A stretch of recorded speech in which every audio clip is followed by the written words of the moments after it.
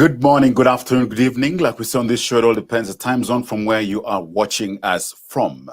Welcome to The Leader, courtesy of the Evangelical Alliance of Kenya and Catalate on Hope Media. Today, we're going to discuss a topic that is pertinent to very many of us: property purpose. From property to purpose. Where's the nexus? Where's the linkage? And with us in studio, Bwana Paminas Kariuki, karibu sana. Thank you very much for having me. Asante. Yes. CEO Nyota Njema. Yes. Wow, real estate. Yes, sir. That's very powerful, very awesome. Thank you. Let's talk about you. Who are you? Oh, thank you for first having me here. My name is Paminas Kariuki. I'm the CEO and founder of Nyota Njema Real Estate, which was founded in the year 2019. So we are not a very old folk, and as even my age can be visible in the eyes. But again, we have been able to work through the real estate sector, and by God's grace today, we are among the best real estate companies in Kenya, having gotten several awards. And last year, I'm still the career of the Realtor of the Year in the country. So that is Paminas from the village, Kinangop. It's good always. I always like mentioning my village because it has inspiration to me and to many others. And Paminas is also married to one wife, who is a woman, and 2 girls. Now, what made you get into real estate?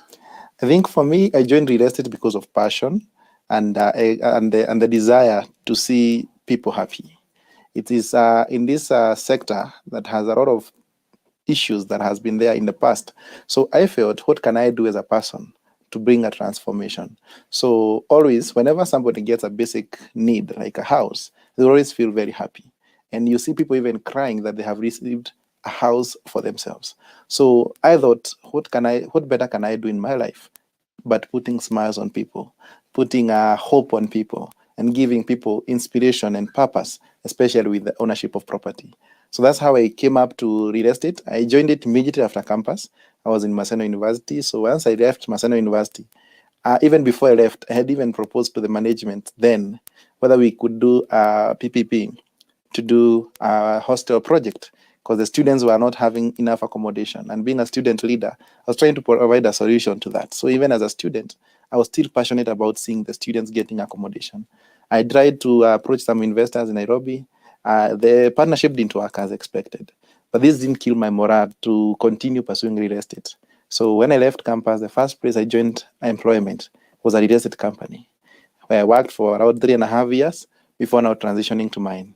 And the reason I worked there for 3.5 years, I told the boss when I was joining, I would like to work with you for the next 3.5 years. For the next 5 years. If I'm here by the 5th year, please send me away or make me your CEO. And if he is watching, I know he can attest to that. And true to it, I was able to transition to my own company, which I formed in 2018. And again, it was also a push. That 2018, for those who remember very well, 2017, there was some few companies which swindled a lot of money from Kenyans. It was in the public domain, in the newspapers. And I one day thought about it. So I was attending a revival meeting at Parkland Baptist, and Reverend Ambrose preached about arise, shine, for your light has come. So arise, shine in the industry that you can be able to, in the sector that you are in. And that night I could not sleep. So I woke up in the night at 3, wrote up a dream to become, to form a company called Nyota Njema Real Estate. So I formed Nyota Njema in the dream. In the morning, I called my lawyer. I asked him to reserve for me the name. Obviously, he told me, give me 3 names. I told him the others you can give yours, but mine is Nyota Njema because I need to be a good star in the industry, which I believe so far, so good. I have been a good star, I believe. And that's why every year we have made it a habit or a culture that we'll be handing over titles in a ceremony to show that there is still people who are doing the right thing. There's this saying that says, evil prevail when good people do nothing. And I believe when we do something, we're also giving people hope. So on 6th of April this year, we are going to be having a mega handover of titles in KICC to just show people, even if people have lost hope, there is still a remnant, there's still a leader who is ready to do what is right and to pursue the dream of writing a people's investment world. So that is Nyota Njema in a nutshell. And I think so far we have served more than 1,500 Kenyans And I thank God because of his favor in the midst of COVID. For us, it was a blessing in disguise. Maybe you'll ask me why, but I'll tell you later. I'm asking you seriously because yes, I at least those of us who are also, of course, Kenyans here, the real estate space is one that is shrouded in mystery. Yes, You never quite know. Some will tell even the paper that you think you own is not the original, it's not the real. You go and check, you hear, I don't know, there's green paper, blue paper, you go Ministry of Lands. You're not even sure what's going on. Yes, yes. And you've lived there generations, and then you're told this land is not yours. What's the difference between public land, government land, ancestral land, lease, 99 years, the others who just wait until, the time for renewal. And then they they're tell you supposed to it's not inform your you, own land. but then they write. Who goes to the post office now to go and check? Your but they mails. say, no, we sent you a mail. I think this industry is one that, as I said, is a mystery. But again, I believe we have an opportunity because when you see an industry, there are so many challenges. If you are able to provide solutions, then you become the master of it. And that's what I pursued, to become a master in this industry. I said, I started the company when I was less than 30 years.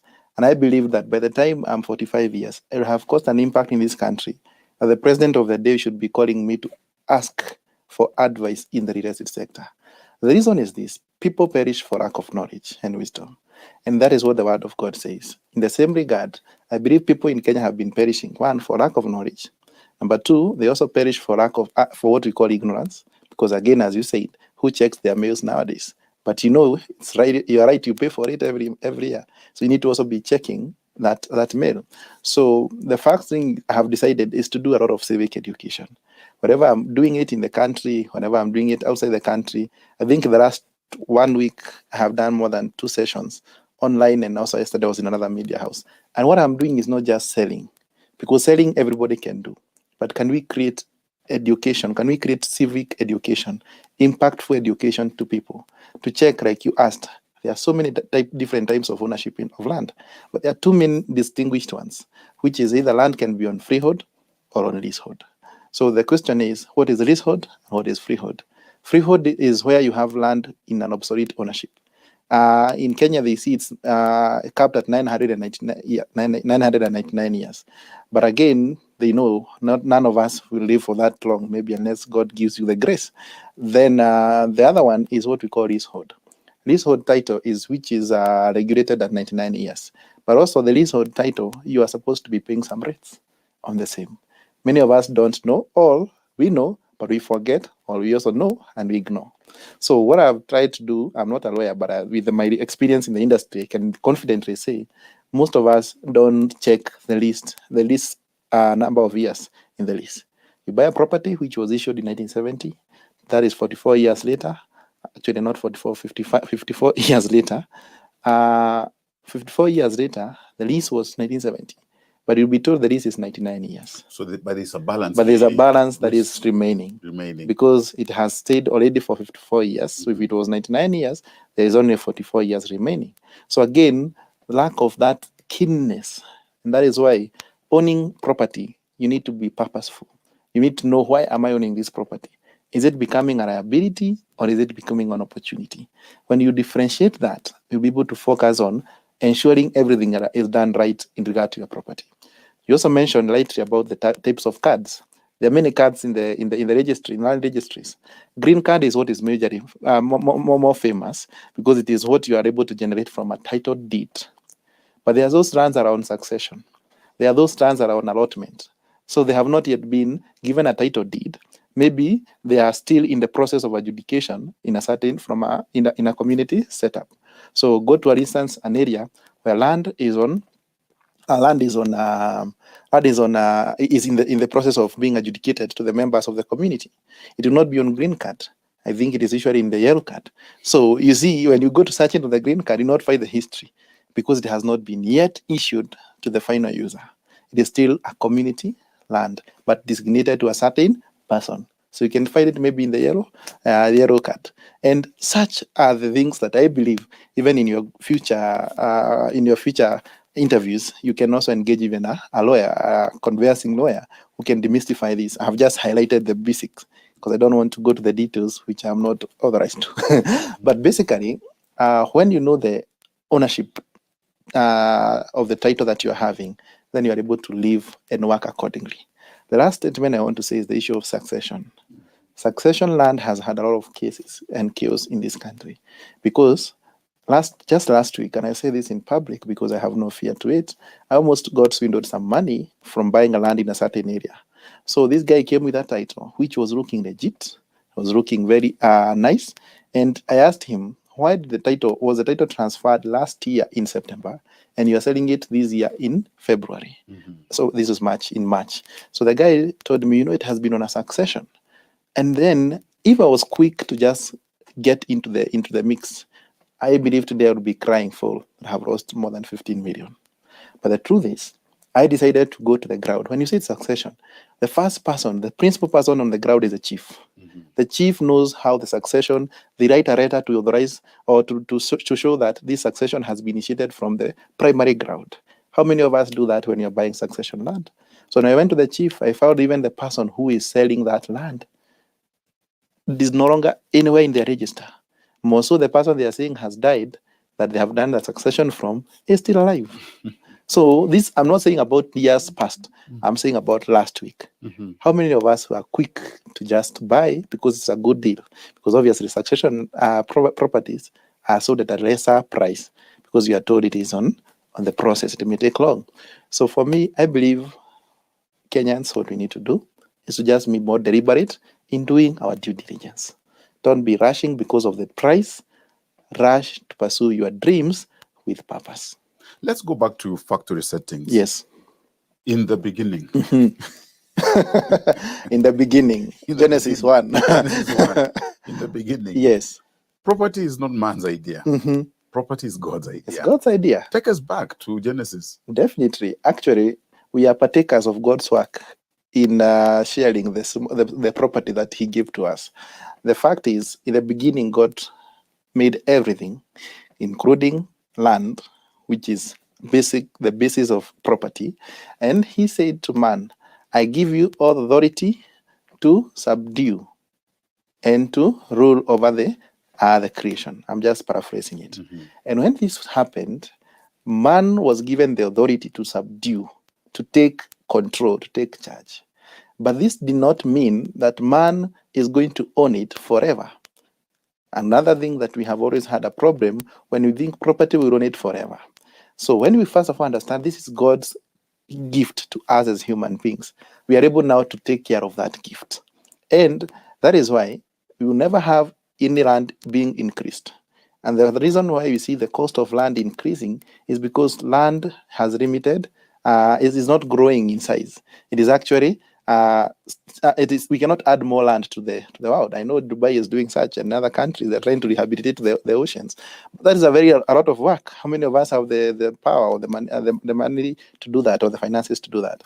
So as it stands, the land is a scarce commodity, and therefore that is why it has a lot of emotions. Because when you don't get it, you feel disadvantaged or disenfranchised. But also when you get it, you feel so much entitled. So where do we separate the two? Because those who don't feel they're disenfranchised, those who have feel they are so much entitled. And that is where, as Christians and also as Kenyans, we need to differentiate between it. First, we need to know that land ownership or property ownership is a gift that God has given us to be stewards. Yesterday, we had a discussion with some owners of property companies, and one of them said something very interesting, that in the next 100 years, all of us, including me and you, our properties may be owned by a third generation who are not our relatives. In the next 100 years to 200 years, the land that you own, the property that you own, the houses that we own may not be necessarily owned by ourselves. That means that should send a signal. We should therefore never make property the controller of our purpose. We should have the purpose to own properties, to control it. I hope I'm making sense in that statement. So that we don't become slaves to property, so that in case your parent dies and the property was not even the succession was not well effected, you become enemies to your own brother, to your own sister because of property, which you have seen people killing each other, people taking each other to court. Why? Because we have made property to control us. So if I have a property, for instance, in one of the prime areas in Kenya, and I want to give it to my children. Even my own brothers and sisters want to be a partaker of the same. And that is why we lose the literal meaning of subduing and taking control. Property should not control us. We should subdue over it. And if we are able to subdue over it, we remove all our emotions from it. It's a very hard statement to say, because I know property is an emotive thing in Kenya. When you say that somebody is taking even an inch of your land, you feel somebody can even come with a sword to attack you. However, if we look at it objectively and see, yes, there could be errors that has happened in the past. How can we align ourselves to streamlining those errors? How can we be more human when dealing with them so that we don't forget the main objective? Remember, I said God has given us the authority to subdue, not the property that has been given authority to subdue us. When we know that, we are able to pursue our purpose of owning property for the right gain, for what we call, you feel nice when you say, I have a plot of land, I have a house, I come from my own house. It feels a good entitlement. But again, let the entitlement not be used as a detrimental of mistreating or looking down on those who don't have. And must property just be brick and mortar? I mean, I know real estate is your foot there and your Yes, space. yes. But now we've got all this new generation and others where the digital space is the blue ocean, as it were. And help demystify and debunk greed that drives ownership for acquisition. And then when is enough enough? When do you know that you've got enough property? Even if you've got the means, you've been blessed to get. First of all, I'll start by saying real estate is a very wide proportion of any country's economy. Because real estate goes beyond just what we know as houses, as commercial spaces, as land. It goes even to roads. It goes to bridges. Because all this is property. All this is real estate. So real estate is a very broad industry that takes around 65% of any country's economy or GDP. And therefore, why we should think about it in a bigger way and also make it count in our lives as well. It is because through property, you can own some things that you don't have. It is through property that you can be able to secure it and get a loan for even a business. It is through property that you can have a legacy to leave to your children. It is through property that you can also be able to have that feel of fulfillment as a human being.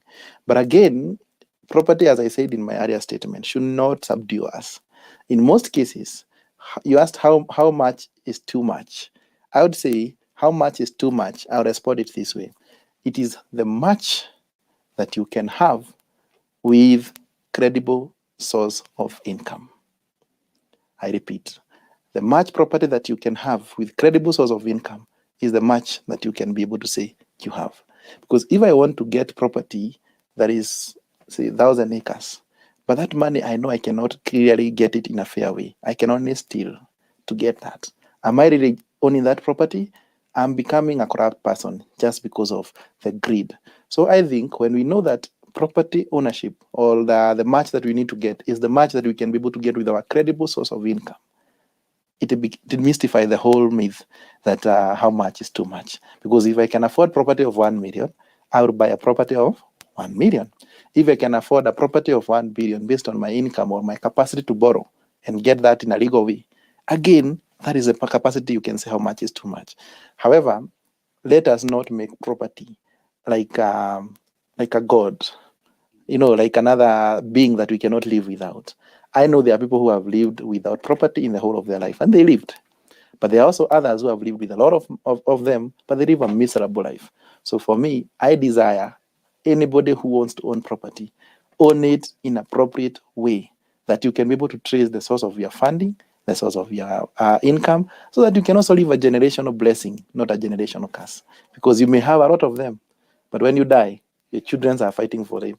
And I know I'm not speaking from the moon. We are in Kenya and we know what has been happening.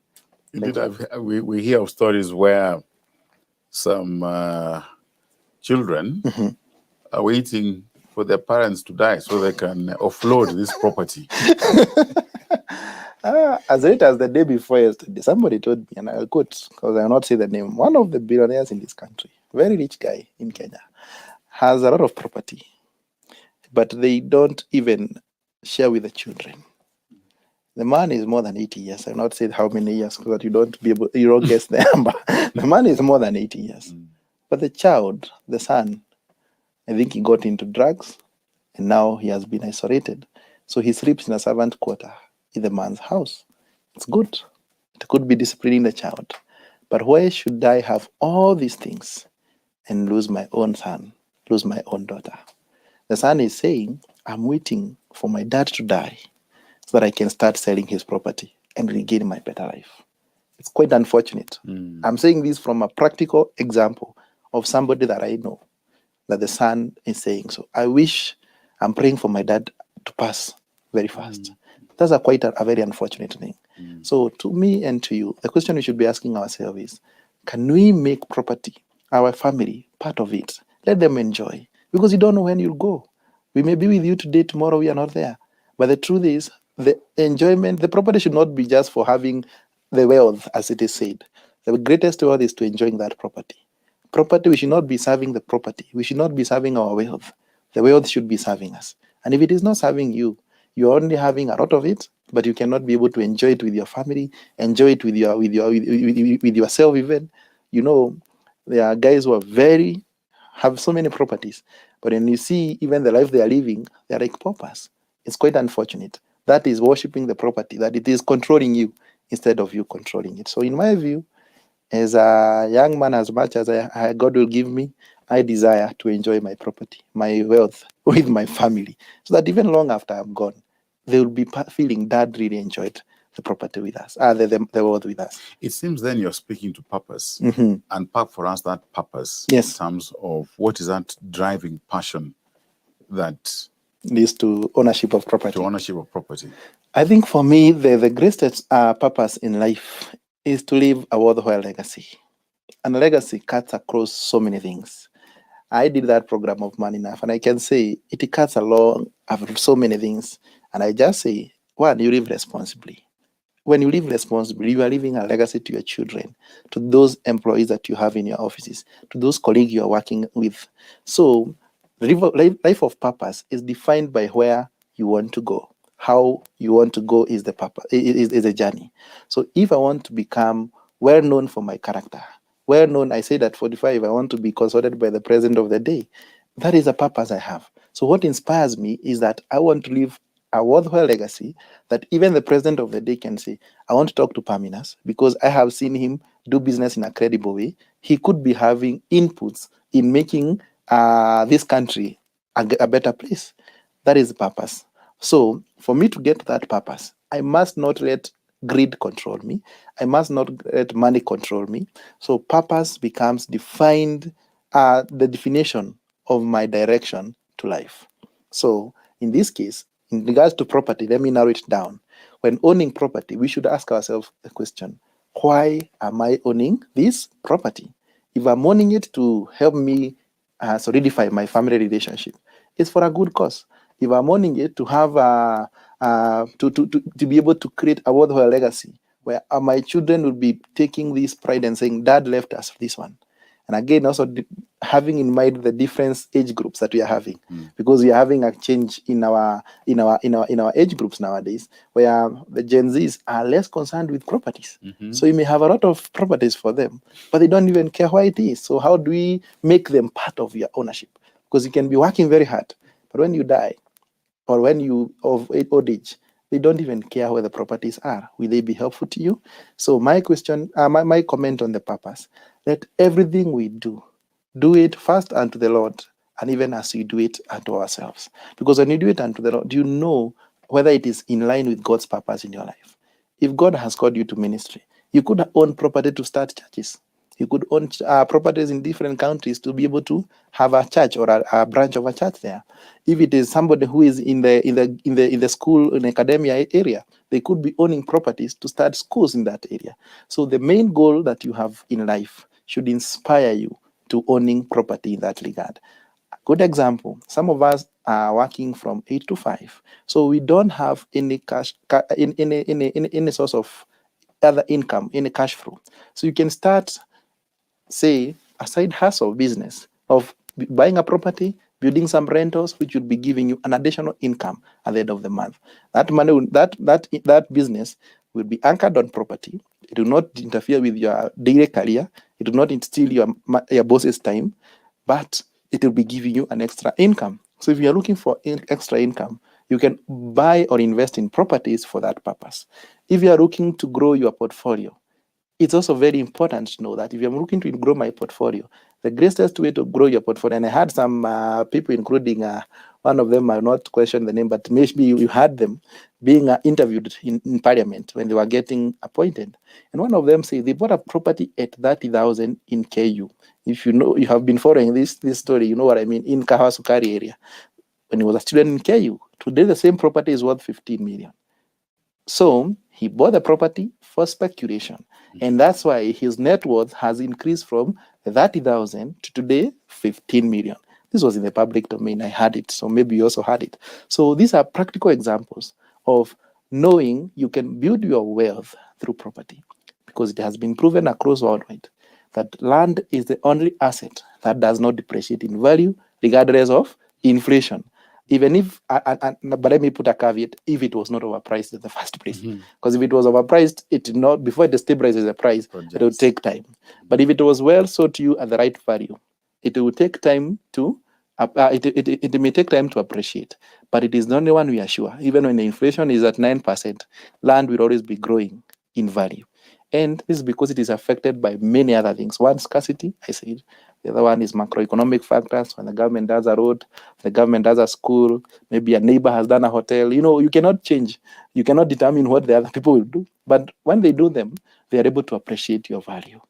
And that is why, if your purpose is to grow your wealth, is to grow your net worth, is to have assets that can, when you want to do a business, maybe for retirement, you want to do a business, you can be able to accumulate your properties. So that when you are doing the business, you can take one or two to sell, but also you can use them for security to guarantee you a loan. So I think I have shared a lot of purpose, or a lot of reasons why one should be able to own property with purpose. But the end goal is, after you have owned all these things, let us remain stewards, because time will come when it will be no more.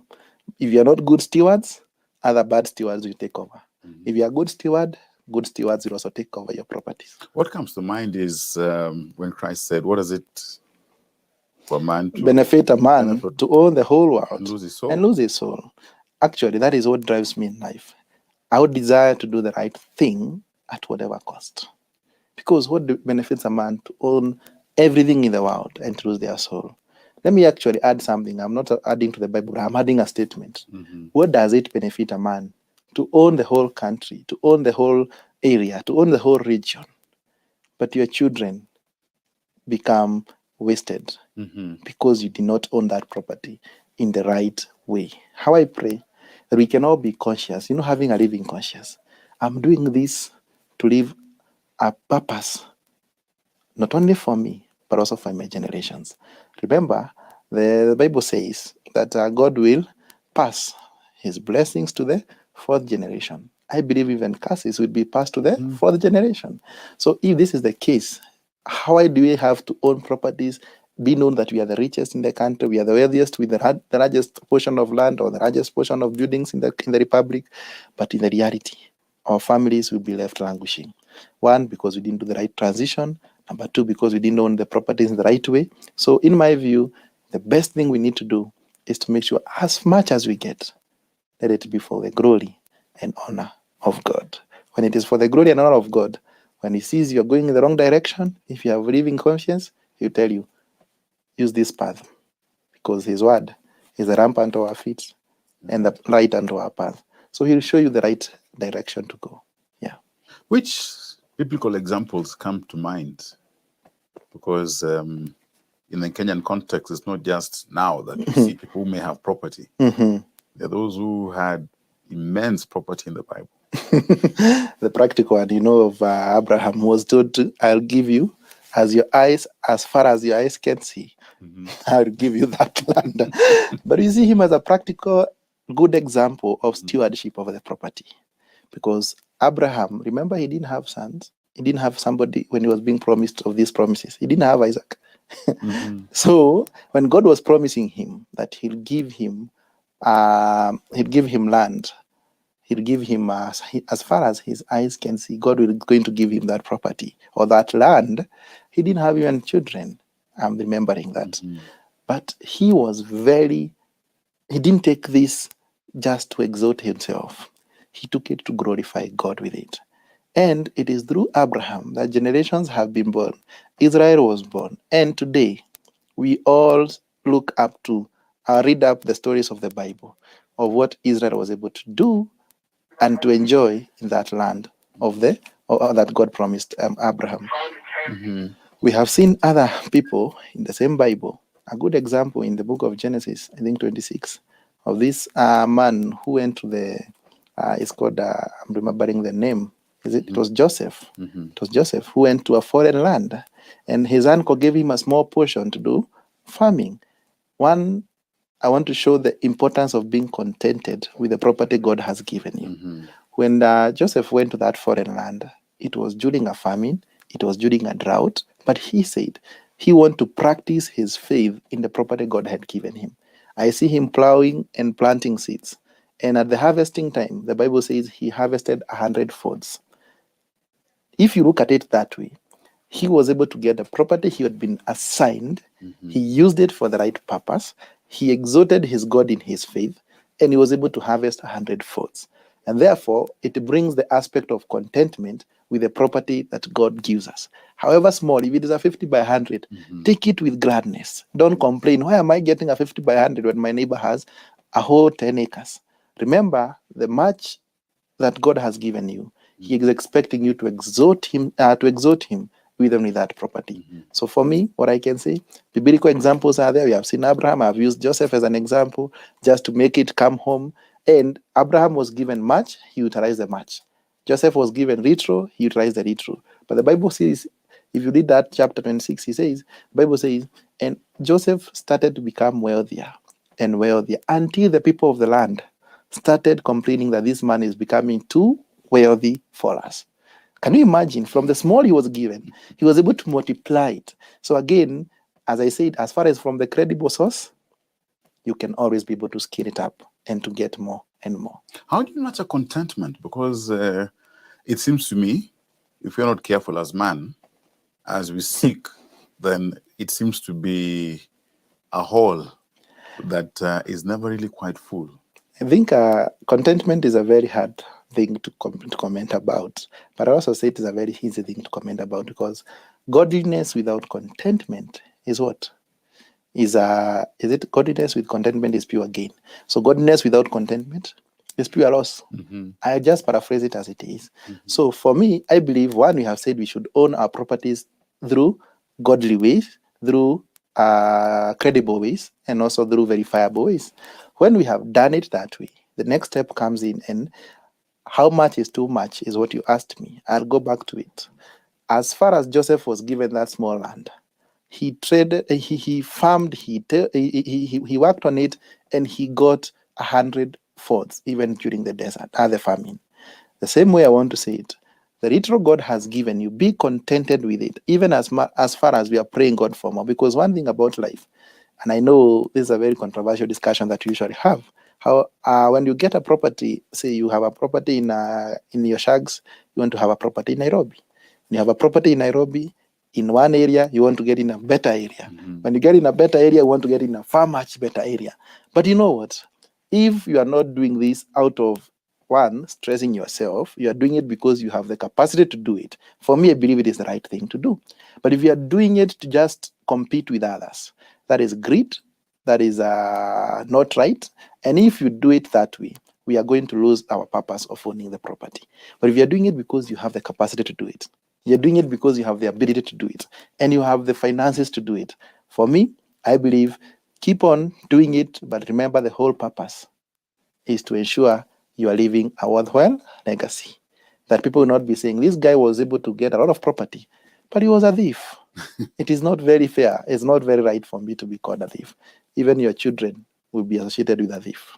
Now, as we possibly start landing this plane, speak to integration of Christian values in property ownership and management? Okay. I think the first values that we need to have is integrity, because integrity encompasses the whole property sector in the core. Because if you don't have integrity, you'll just take anything that comes your way. Even when you know it's a corrupt deal, you'll take it because yours is not the matter of values, it's a matter of what you are getting. That's number one. Number two thing that I also believe are values that you are able to get is the values of accountability. Because if you are doing owning property, you must be very accountable to all the authorities, to all your family, and even to the other person. Some people come and buy a property, they commit a deposit, but they don't pay the balance. Even that is not accountable. But if you are able to know, I am committing to this property when I know I have this enough money, it helps you to become an accountable person. But also it helps you to become more keen to details. Because, as a Christian, we also should not do our things just haphazardly. We should do our things in an orderly way, as Christ would do it. So for me, I believe it is one, the greatest is integrity. The other one is accountability, which also goes with honesty. But also we have hard work. And the last one is faith. Some of us buy properties in faith.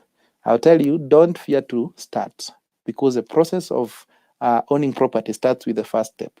That's why it is called an investment. It's an investment first in your brain, in your head, to know that I'm investing in this thing.